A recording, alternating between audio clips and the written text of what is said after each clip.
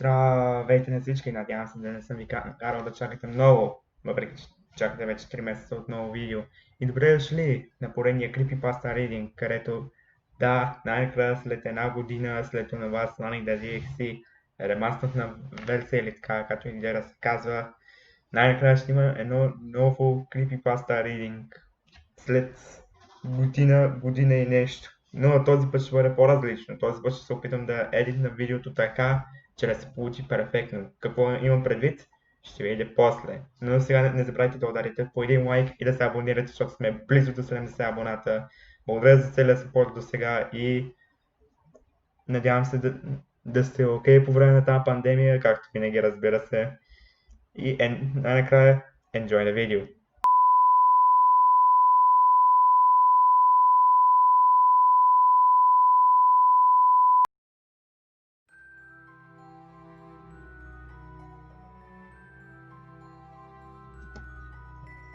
During the summer of 2003, events in the northeastern United States involving a strange, human-like creature sparked brief local media interest before an apparent blackout was enacted.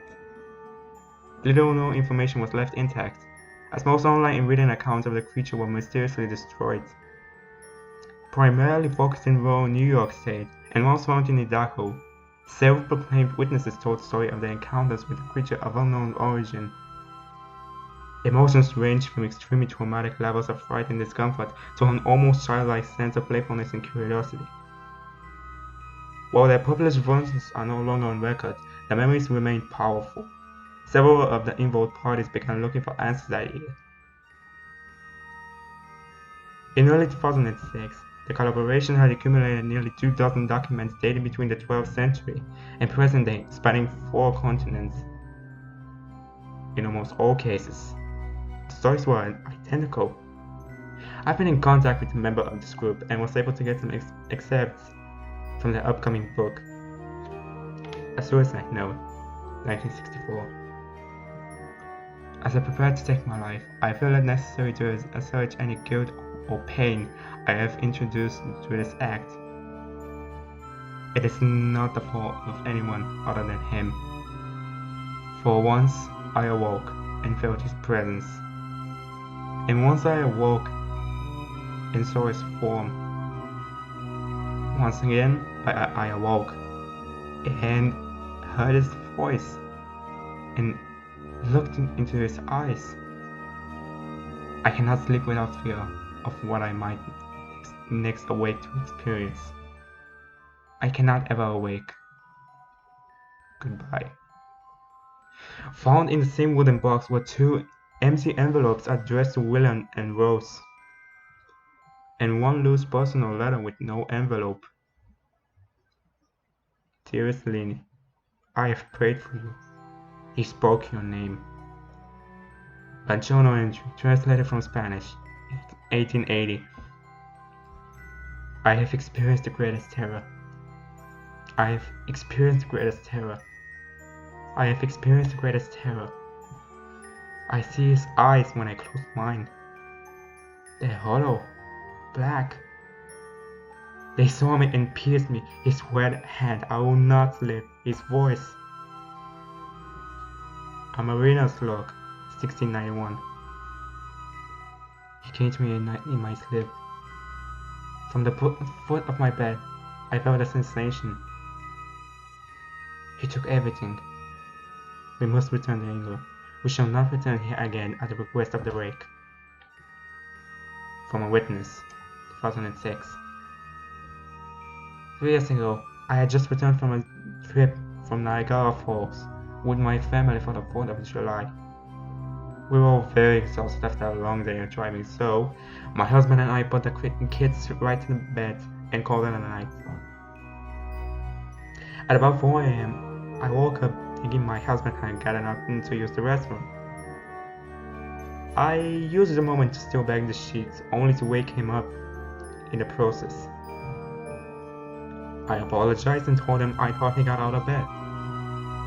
When he turned to face me, he gasped and pulled his feet out from the end of the bed so quickly, his knee almost knocked me out of the bed. He then grabbed me and said nothing. After adjusting to the dark for half a second, I was able to see what caused the strange reaction. At the foot of the bed, sitting and facing away from us, there was what appeared to be a naked man or a large hairless dog of some sort.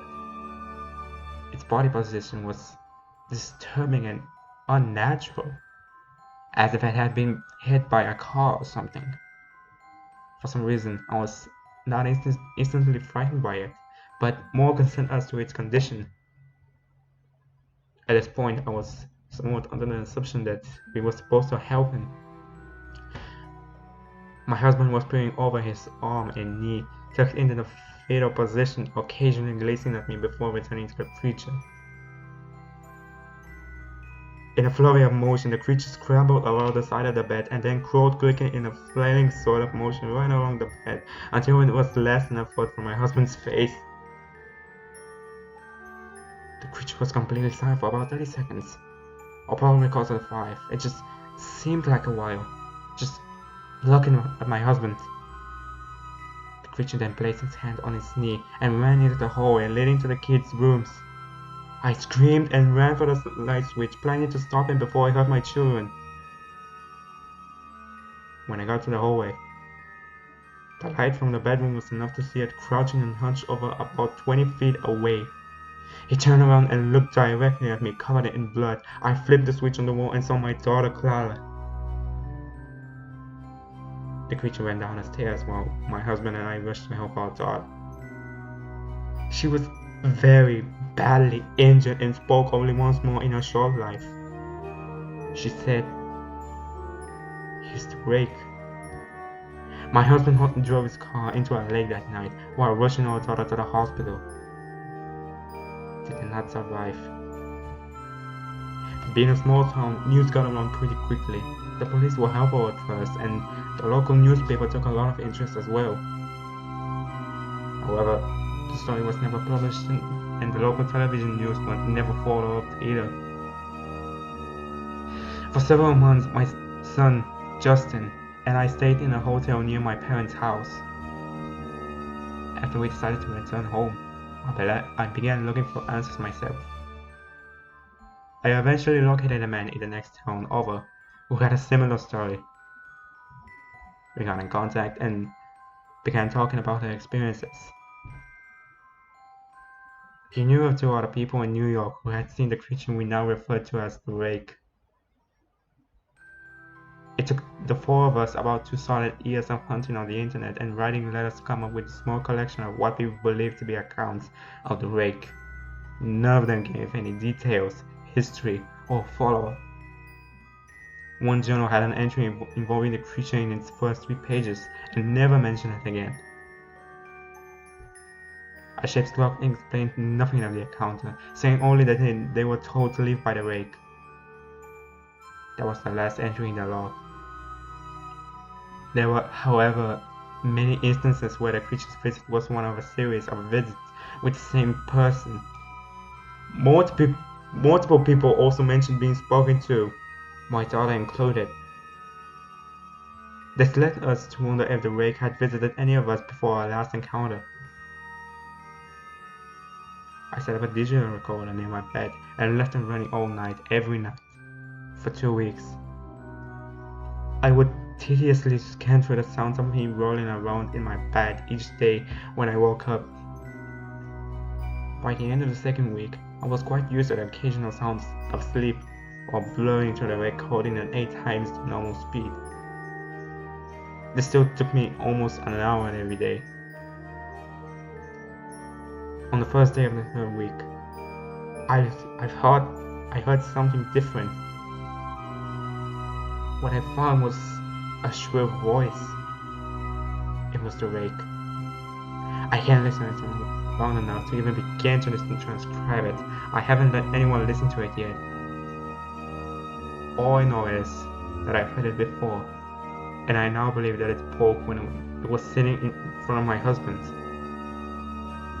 I don't remember hearing anything at that time, but for some reason, the voice on the recorder immediately brings me back to that moment. The thoughts that must have gone through my daughter's head make me very upset. I haven't seen the Rake since he ruined my life, but I know that he's been in my room while I slept. I know and fear that one night I'll wake up to see him staring at me.